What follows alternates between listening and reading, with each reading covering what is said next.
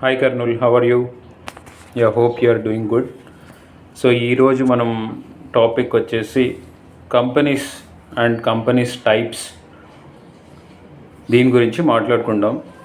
Okay, ఎవరు ఎలా ఉంటారు, ఎలా సర్వీస్ చేస్తారు, లేకపోతే ఎలాంటి ప్రోడక్ట్స్ క్రియేట్ చేస్తారు, రైట్?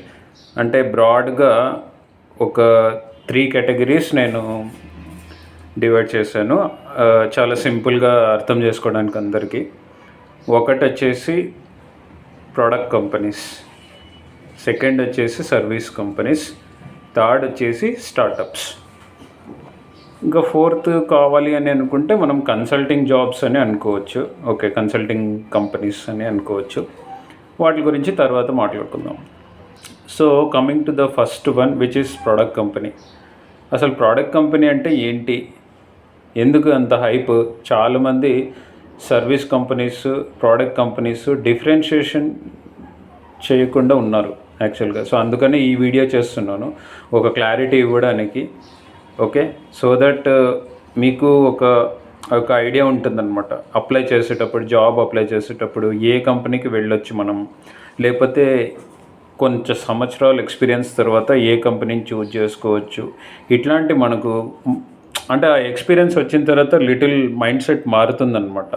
ఎంతసేపు స్టార్టింగ్లో సర్వీస్ కంపెనీస్కి వెళ్ళడము ఇట్లా కొంచెం షిఫ్ట్ అవుతూ ఉంటుంది. So I will come to the original question. So what is a product company? Product company అంటే ఏం లేదండి, ప్రోడక్ట్ తయారు చేసి మార్కెట్లో అమ్మాలి, అంతే. ఆ ప్రోడక్ట్ ఏదైనా కావచ్చు, కళ్ళకు కనిపించేది కావచ్చు, అంటే ఫిజికల్గా మనం టచ్ చేస్తాం కదా, అలాంటి ప్రోడక్ట్ కావచ్చు. ఎగ్జాంపుల్ మన స్మార్ట్ ఫోన్ అనుకోండి, ఓకే. లేకపోతే సపోజ్ మన వాట్సాప్ అప్లికేషన్ ఉంది, అది ఒక ప్రోడక్ట్. ఓకే, స్కైప్ అని ఉంది, అది ఒక ప్రోడక్ట్. బట్ అది సాఫ్ట్వేర్ పాయింట్ ఆఫ్ వ్యూలో ఉంటుంది, అంతే. స్మార్ట్ ఫోన్ అనేది మనం ఫిజికల్గా మనం టచ్ చేస్తాం, రైట్? ఇది వచ్చేసి హార్డ్వేర్ ప్రోడక్ట్. అంటే లైక్ మన యాపిల్ ఫోన్ కావచ్చు, రెడ్మీ ఫోన్ కావచ్చు, వివో ఫోన్ కావచ్చు, లేకపోతే ఎనీ వస్తువు మీరు ఏదైనా తీసుకోండి, లేకపోతే ఒక ప్రింటర్ కావచ్చు, లేకపోతే ఒక కీబోర్డ్ కావచ్చు, ఒక ల్యాప్టాప్ కావచ్చు, రైట్? సో ఇట్లాంటివన్నీ కంప్లీట్ ప్రోడక్ట్స్ అనమాట. ఒక్కొక్క ప్రోడక్ట్ ఒక్కొక్క కంపెనీ తయారు చేస్తుంది. ఇప్పుడు ల్యాప్టాప్ అంటే ఎగ్జాంపుల్ ఈ మన హెచ్పి కావచ్చు, లేకపోతే డెల్ కావచ్చు, అసెస్ కావచ్చు, క్రోమ్ బుక్, రైట్, వివో, ఇట్లాంటి ల్యాప్టాప్స్, అవన్నీ డిఫరెంట్ ప్రోడక్ట్స్ అనమాట. అంటే ప్రోడక్ట్ కంపెనీస్లో హార్డ్వేర్ కంపెనీస్ ఉన్నాయి, సాఫ్ట్వేర్ కంపెనీస్ ఉన్నాయి. ఓకే, ఐటీ పాయింట్ ఆఫ్ వ్యూలోనే నేను మాట్లాడతాను, because we are an IT training centre. Okay, so product companies అంటే ఇది, అంటే వాళ్ళ ఓన్ ప్రోడక్ట్స్ రెడీ చేసుకోవడం, లేకపోతే కొత్త ప్రోడక్ట్స్ కనుక్కోవడం, కొత్త ఐడియాస్తో ప్రోడక్ట్స్ తయారు చేయడం, ఇట్లాంటివన్నీ చేస్తారు వాళ్ళు. This is about product. Okay, ఇవి వచ్చేసి వరల్డ్ వైడ్ ఉంటాయి, ఇండియాలోనే కాకుండా వేరే చోట కూడా ఉంటాయి. ఓకే, ఐటీలో వచ్చేసి ఇండియాలో కూడా ఉన్నాయి, తర్వాత వేరే కంట్రీస్లో కూడా ఉన్నాయి. ఓకే, వీళ్ళు వచ్చేసి ఎండ్ కస్టమర్స్, అంటే ఫైనల్ కస్టమర్స్ వచ్చేసి డైరెక్ట్ కస్టమర్స్ ఉండొచ్చు. ఇప్పుడు స్మార్ట్ ఫోన్ జనరల్గా మనం కొంటున్నాం, సో మనం ఎండ్ కస్టమర్స్ అవుతాం అనమాట. ఇట్లా ఉండొచ్చు, లేకపోతే నెక్స్ట్ బిజినెస్ చేసుకునే వాళ్ళు ఉంటారు. ఇప్పుడు సపోజ్ డిస్ట్రిబ్యూటర్ ఉంటారు, ఫోన్ డిస్ట్రిబ్యూటర్. వాడు ఒక 500 ఫోన్లు పెట్టి అమ్మాలని అనుకుంటాడు. వాడు వేరే వేరే కంపెనీస్ నుంచి తెప్పిస్తాడు, వాడు డిస్ట్రిబ్యూటర్ అవుతాడు, వాడు ప్రోడక్ట్ ఓనర్ కాడు. ఎందుకంటే ప్రోడక్ట్కి సంబంధించిన ఏమన్నా ఇష్యూస్ కానీ, ప్రాబ్లమ్స్ కానీ కస్టమర్ ఫేస్ చేసేటప్పుడు ఇలాంటివన్నీ ప్రోడక్ట్ కంపెనీస్ వాళ్ళే సాల్వ్ చేయాలి. ఓకే, సో వాడు డిస్ట్రిబ్యూటర్స్ వచ్చేసి ఓన్లీ ఛానల్ డిస్ట్రిబ్యూటర్లా ఉంటారు. వాళ్ళు వచ్చేసి మన ఇష్యూస్ ఏమన్నా వస్తే కంపెనీస్కి సెండ్ చేయాలని చెప్పేసి వాళ్ళు కస్టమర్కి ఇన్ఫామ్ చేస్తారు, ఎండ్ కస్టమర్స్కి. సో ఇట్లా ఉంటుంది ప్రోడక్ట్ కంపెనీ వచ్చేసి. Okay, so example Nokia, Intel, Samsung, లేకపోతే డిఫరెంట్ కంపెనీస్ మీరు చూసుకోండి. ఓకే, ఇట్లా ఉంటుంది ఎగ్జాంపుల్ కంపెనీస్. ఓకే, ఇంటెల్ వచ్చి ఇంకోటి శాంసంగ్, ఇవన్నీ వచ్చేసి service companies. No coming to the second category, which is service companies. So service companies అంటే పేరులోనే ఉంది కదా, లైక్ సర్వ్ అంటే సర్వీస్, అంటే ఒక కంపెనీకి సర్వీస్ చేస్తుంటారు, వాళ్ళని సర్వీస్ కంపెనీస్ అంటారు. అంటే బేసికలీ ఇక్కడ చూసుకుంటే సర్వీస్ కంపెనీస్ వచ్చేసి ఎప్పుడు ప్రోడక్ట్ కంపెనీస్కి సర్వీస్ చేస్తుంటారు. అంటే వాళ్ళు కొత్తగా కనుక్కోవడం కొంచెం తక్కువ అనమాట. అంటే వాళ్ళ దగ్గర ప్రాసెస్ చాలా ఎక్కువ ఉంటుంది. ప్రాసెస్ అంటే మెథడ్, పద్ధతి ఫాలో అవ్వడము, ఈ స్టెప్ బై స్టెప్ గైడ్లైన్స్ ఇట్లాంటివన్నీ చాలా ఎక్కువ ఉంటాయి.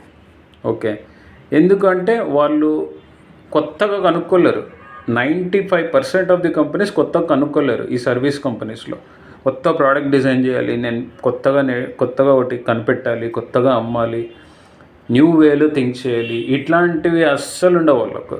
ఓకే, అంటే ఒకవేళ ఉన్నా కూడా ఒక 10% 15% ఉంటుంది. ఎందుకంటే వాళ్ళ మోడల్ ఆఫ్ బిజినెస్ రన్ అయ్యేది ఓకే ఒకరిని సర్వీస్ చేస్తూ రన్ అవుతాయి. అందుకనే వాళ్ళని సర్వీస్ కంపెనీస్ అని అంటారు.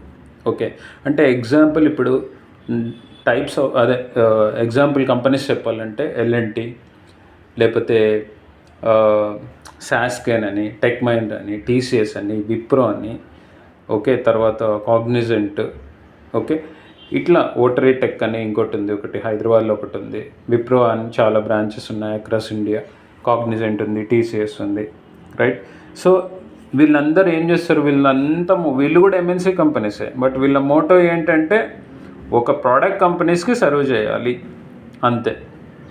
ఓకే, ఇప్పుడు రెడ్మీ కంపెనీ ఉంది, రెడ్మీ ఫోన్ తయారు చేస్తుంది, కానీ రెడ్మీకి వాడు సర్వీస్ సపోర్ట్ ఎట్లా ఇస్తాడు, వాడైనా ఇవ్వచ్చు, లేకపోతే ఆ పని ఇంకొకరికి అప్పచెప్పచ్చు. ఆ ఇంకొకరికి ఎవరికైతే అప్పచెప్తారో దాన్ని సర్వీస్ కంపెనీ అని అంటారు.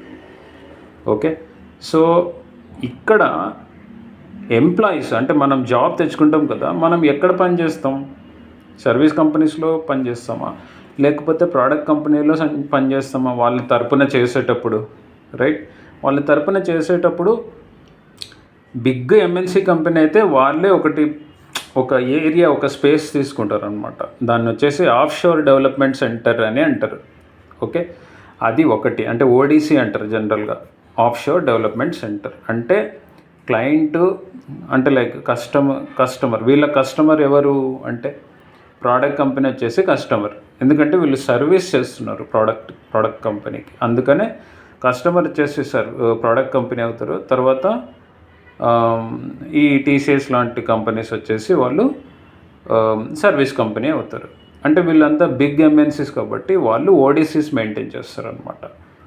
అలాగా చేయొచ్చు, లేకపోతే ఎంప్లాయీస్ని క్లయింట్ ప్లేస్లో పెట్టి పని చేయించవచ్చు. సో ఇట్లా కూడా ఉంటారు అనమాట. సో ఇది ఎందుకు చెప్తున్నానంటే మనకు జాబ్ ఆఫర్ లెటర్స్ ఇట్లాంటివన్నీ వచ్చినప్పుడు మనం ఎక్కడ పని చేస్తున్నాం అంటే ఇవన్నీ వచ్చేసి జాయిన్ అయిన తర్వాత చెప్తారు, ముందే చెప్పరు. ఆఫర్ ఇచ్చేటప్పుడు ఇవన్నీ ఏం ముందే చెప్పరు. ఓకే, చాలా రేర్ కేసెస్లో క్లయింట్ డిస్కషన్ ఉంటుంది. అంటే అప్పుడు మనకి ఆ ప్రాసెస్లో తెలుస్తుంది, ఇంటర్వ్యూ ప్రాసెస్లో, లేకపోతే మనకు తెలియదు. ఓకే, సో అంటే జాయిన్ అయిన తర్వాత మనం తెలుసుకోవడంలో తప్పేం లేదు. వాళ్ళు కూడా చెప్తారు ఎక్కడ పని చేస్తారు మీరు, తర్వాత ఎక్కడ వర్క్ అలొకేట్ అవుతుంది, ఎవరు మీ రిపోర్టింగ్ మ్యాన్, ఇట్లాంటివన్నీ ఉంటాయన్నమాట. జాయిన్ అయిన తర్వాత అది అర్థమవుతుంది. So this is one more category. Third category వచ్చేసి స్టార్టప్ అనమాట. సో స్టార్టప్ వచ్చేసి ఏంటి అంటే ఓకే, ఇది ఎవరికి సూట్ అవుతుంది బేసికలీ. ఓకే, జాబ్స్ తెచ్చుకునే వాళ్ళ లిస్ట్లో ఎవరికి సూట్ అవుతుంది అనేది నేను ఒక చిన్న క్లారిటీ ఇస్తాను. స్టార్టప్ అనేది first point funding struggle. Okay, వాళ్ళకి ఫండ్స్ అనేవి చాలా తక్కువ ఉంటాయన్నమాట. అంటే శాలరీస్ ఇచ్చే సిచ్యువేషన్స్లో ఉండరు, బట్ రికగ్నిషన్ మాత్రం చాలా బిగ్ వేలో వస్తుంది. ఇది మాత్రం అసలు డౌటే లేదు. ఇది ఒకటి మీ మైండ్లో పెట్టుకోండి.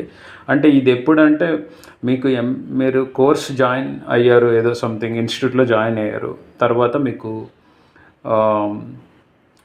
ఆఫర్ రాలేదు, లేకపోతే జాబ్ తెచ్చుకోవడానికి స్ట్రగుల్ అవుతున్నారు, MNC కంపెనీస్ అలో చేయట్లేదు, బిగ్ ప్రోడక్ట్ కంపెనీస్ అలో చేయట్లేదు, కానీ టైం వేస్ట్ అవుతూ ఉంది, నాకు జాబ్ రావట్లేదు, రైట్. సో కొంచెం సొసైటల్ ప్రెషర్ ఇట్లా ఏదో సంథింగ్ ఉంది. ఓకే, ఇట్లాంటి సిచ్యువేషన్స్లో స్టార్టప్స్ మాత్రం టాప్ ప్రయారిటీలో మీకు సపోర్ట్ చేస్తాయి. బట్ ఏమంటే మీరు ఒకటి దయచేసి కొంచెం బిగ్ కంపెనీస్ని ట్రై చేయాలి అనేది we need to hold for some time. అంటే ఒక 6 మంత్స్ కావచ్చు, ఒక 1 ఇయర్ కావచ్చు. ఓకే, స్టార్టప్లో ఒక మ్యాక్సిమం 1 ఇయర్ 2 ఇయర్స్ వరకు వర్క్ చేసుకున్నా ఏం ప్రాబ్లం లేదు. ఓకే ఓకే, ఎంఎన్సీలోనే పనిచేయాలని రూల్ ఏం లేదు. It's because of your time constants, నాకు ఇంకా రావట్లేదు అట్లా అనుకుంటూ 1 సంవత్సరం 2 ఇయర్స్ అట్లా పాస్ చేయడం కంటే స్టార్టప్ కంపెనీస్లో జాయిన్ అయ్యేసి ఒక బిగ్ ఎక్స్పీరియన్స్, ఒక బిగ్ రికగ్నిషన్, రైట్, ఇట్లాంటివి తెచ్చుకుంటే, ఓకే, కొంచెం చిన్న శాలరీస్కి పనిచేస్తూ తెచ్చుకుంటే వీళ్ళు వచ్చేసి డైరెక్ట్గా ప్రోడక్ట్ కంపెనీస్లో జాయిన్ అవ్వడానికి వెరీ వెరీ హై ఛాన్సెస్ ఉన్నాయి. ఎందుకు చెప్తున్నానంటే, ఓకే, మీరు సర్వీస్ కంపెనీ నుంచి ప్రోడక్ట్ కంపెనీకి షిఫ్ట్ అవ్వాలి అంటే చాలా టైం పట్టుకుంటుంది. ఓకే, అంటే ప్రోడక్ట్ కంపెనీస్ వచ్చేసి ఎక్కువ నమ్మరు సర్వీస్ కంపెనీస్ నుంచి జాయిన్ అయ్యేటప్పుడు దాదాపు. బట్ ఒక స్టార్టప్ నుంచి వస్తున్నాడు అంటే 95 to 98% నమ్ముతారు. ఓకే, అంటే ఇంటర్వ్యూలో ఏం జరుగుతుంది ఇదంతా నేను మళ్ళీ సపరేట్ వీడియో చేస్తాను, అదంతా డిఫరెంట్ స్టోరీ. ఓకే, నేను ఏం చెప్తున్నానంటే ఫైనలీ, ఓకే, స్టార్టప్ కంపెనీస్లో కొంచెం స్ట్రగుల్ ఉంటుంది, బట్ రికగ్నిషన్ మాత్రం చాలా ఎక్కువ ఉంటుంది. ఇంకోటి ఏమంటే టీం వర్క్ మాత్రం చాలా చాలా స్ట్రాంగ్ ఉంటుంది. ఓకే, ఇంకొకటి వచ్చేసి ఒకటి సింగిల్ గోల్ కోసం ఒక 4-5 మెంబర్స్ స్ట్రగుల్ అవుతుంటారు. ఇది స్టార్టప్ అంటే. బట్ అందులో రికగ్నిషన్స్ చాలా చాలా హై ఉంటాయి, చాలా హై ఉంటాయి. అంటే నీ కాంట్రిబ్యూషన్స్ చాలా ఎక్కువ ఉంటాయి అన్నమాట. నువ్వు వర్క్ చేసి తర్వాత నెక్స్ట్ జాయిన్ అయ్యే ప్రోడక్ట్ కంపెనీస్లో కావచ్చు, సర్వీస్ కంపెనీస్లో కావచ్చు. ఓకే, సో అది మార్క్ చాలా బిగ్ వేలో క్రియేట్ అవుతుంది స్టార్టప్ నుంచి వస్తున్నాడు అంటే. ఓకే, సో ఇది మాత్రం మీరు గుర్తుపెట్టుకోండి. So I think I will conclude the video. So service companies, product companies and startups, so these are the companies. Okay, so మనం మళ్ళీ నెక్స్ట్ వీడియోలో కలుద్దాం. ఓకే, సో మీకు ఈ వీడియో నచ్చినట్టయితే మీరు ఇన్ఫర్మేషన్ మీ ఫ్రెండ్స్కి షేర్ చేయండి, రిఫర్ చేయండి. సో మీకు ఇలాంటి వీడియోస్, ఇంకా మంచి వీడియోస్ నేను చేస్తాను. మీరు లైక్ చేసి సబ్స్క్రైబ్ చేస్తే will get some motivation to give one more video. Okay, few videos that we are going to see. Okay, thank you and see you again in the next video. Bye.